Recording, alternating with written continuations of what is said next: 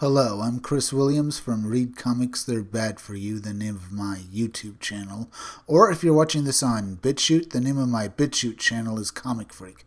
Today we're going to be talking about the rumor Disney sabotaged J.J. Abrams in Star Wars The Rise of Skywalker, just so they could discredit J.J. Abrams when he leaves Disney and goes to work for Warner Media. Yes, Disney is willing to sabotage the most financially successful movie franchise in history just to discredit J.J. Abrams. But we'll learn all about it as we read this article.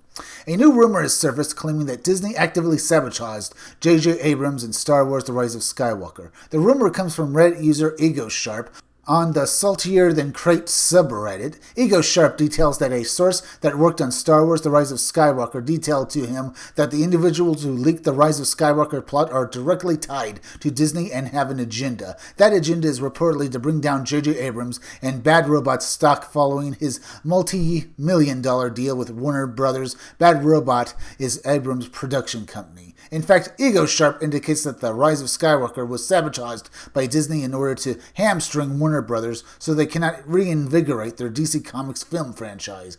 Ego Sharp details, Disney was one of the studios who were in that Bad Robot bidding war last year. Disney never had much interest in BR as a company, but they did in JJ because they saw WB, who JJ went with in the end, as a major threat. He continues, WB wants Abrams for some DC projects. My force said that this generation Star Wars is the MCU, and Marvel's biggest threat is a well-operational DC. They want to keep DC in the limbo that they're in right now. Abrams is jump-starting that franchise with something like a successful, audience-pleasing Superman movie makes them nervous. Their goal is to make JJ look bad to potential investors, shareholders. Why go through the trouble? J.J. Abrams is basically poison to everything he touches. As for what the actual sabotage was, Ego Sharp indicates Disney radically altered the story and did behind Abrams' back, leaving him feeling devastated and blindsided. Disney reportedly made the changes in post-production and even re-recorded and altered audio without Abrams' knowledge. These changes reportedly cut the film time. Ego Sharp explains that Abrams' original cut of the film in November was 3 hours and 2 minutes long, and in January 2019, he had even suggested turning the movie into 2 films. Writer Chris Terrio made headlines recently when he spoke the Ward's Daily, indicating that he too also wanted the movie to be broken into 2 films. When asked if they ever discussed breaking the film into 2 parts, Terrio stated, "I wish we could have done that." He added, "Speaking for myself and not on the part of the studio, I do wish there could have been a part 1 and a part 2. While the film would obviously not be broken into 2 parts, Abrams apparently did approve of a cut of the film that was 2 hours and 37 minutes long. However, that cut would not make it into theaters. The theatrical version was only 2 hours and 22 minutes long.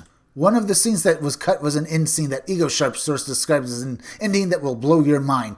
This ending reportedly featured Hayden Christensen, Ewan McGregor, Samuel L. Jackson, and other actors as Force ghosts who surrounded and protected Rey from the Emperor Palpatine and the Sith. This information does seem to back up previous rumors that a number of Force ghosts would protect Rey, similar to how Harry Potter's parents protect him from Voldemort in the Goblet of Fire film.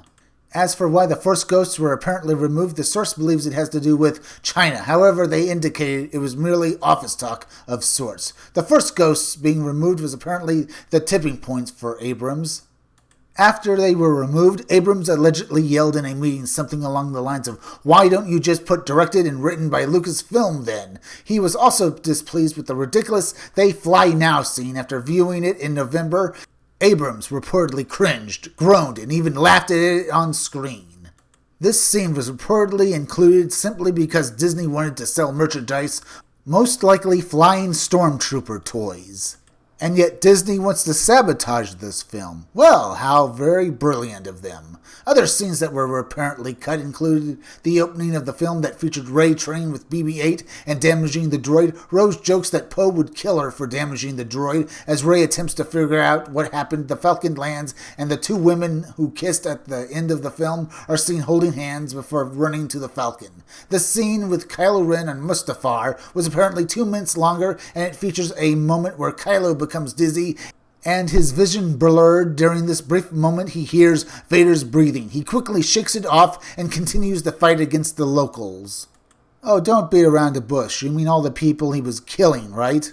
The light-speed skipping moment with Poe Dameron apparently featured Kashyyyk, Naboo, and Kamino that was all cut. Instead of leaving Jenna's ancestry open to debate at the end of the film, she was apparently revealed to be Lando's daughter. The battle between Kylo Ren and Rey on the Death Star actually killed Kylo Ren. The source details that Rey actually kills Kylo Ren, but heals Ben Solo. And apparently Ben Solo's vision of Han Solo was created by Leia using Ben's memories to create a physical manifestation of Han Solo, and like Luke Skywalker creating this physical manifestation, wore her out and ultimately she died from the experience. The source describes it as Leia making the ultimate sacrifice for her and son. Disney executives apparently didn't get it and thus cut it out. There were also some other Rose Tico scenes, but Disney felt those scenes were too risky and thus they were axed.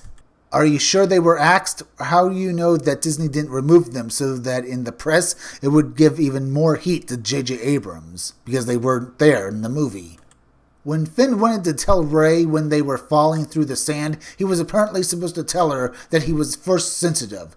Ego Shop explains that Finn's force powers are shown while he and Jenna are attacking the Star Destroyer. He uses the force to open a lock. This was replaced with BB-8. Scenes of Kylo Ren and Rey reflecting individually were also cut. Rey reflected on the idea that there was something sinister about her past, while the Kylo Ren scenes showed his inner turmoil. The Kylo Ren scenes are described as especially amazing because of Adam's performance and how he managed to portray that inner turmoil. This scene allegedly provided much more context and added deeper meaning to both his battle with Rey and the final redemption arc at the end. The scene where Kylo Ren dies towards the end of the film was also apparently at least 4 minutes longer with more dialogue. He does detail that Ben was always supposed to die.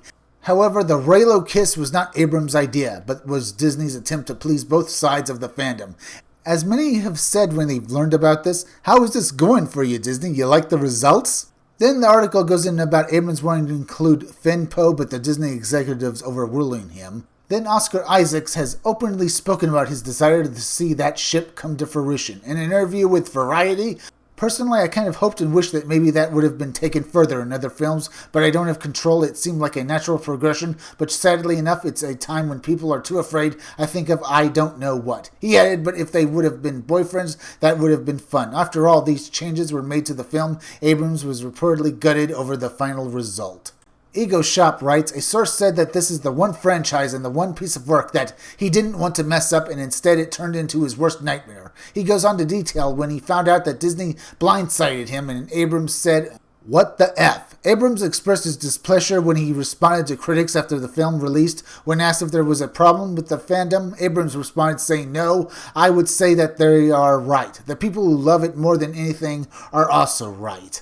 The source indicates Abrams was not joking in this interview, but being brutally honest. Ego Shop also reveals that despite Abrams' public words about Rian Johnson's The Last Jedi film, he was really not happy with where it took the story. Of course he was. It totally destroyed everything he set up in The Force Awakens. He also notes that there is a J.J. Abrams cut of the film that exists. However, we most likely will never see it unless someone accidentally leaks it. Ego Shop concludes by writing, many people, JJ included, came to the realization during this production that the story really is told by shareholders/investors instead of the creatives or anyone at Disney specifically. Well, JJ, I'm sure this is what George Lucas felt when he saw what you were going to do with The Force Awakens. So how does it feel to see your own baby project, something you've loved from your youth, completely dishonored and destroyed before your eyes? I don't feel really sorry for you, JJ, because you destroyed something that everyone loved from their youth, so get used to that feeling. If you like this video, subscribe. Make sure you're still subscribed because YouTube is going around unsubscribing people, so make sure you're still subscribed. If you're watching my videos but you have not subscribed, please subscribe to my YouTube channel, Read Comics They're Bad For You, then go over to BitChute and subscribe to my BitChute channel, Comic Freak. Hit that bell for notifications, hit that like button, and leave some comments down below. And if you could you also please share this video, share it on Twitter, share it on Facebook, share it anywhere you think it'll do the most good, because YouTube is not going around promoting their own YouTube creators anymore, and it would really help me if you could please share this video. Now listen closely, it's that time of the day again, it's plug-in time. Keep checking back in all my future videos for more information on my own upcoming independent comic book, Scumdogs. I'm Chris Williams, and I'll be back again tomorrow with another video or review.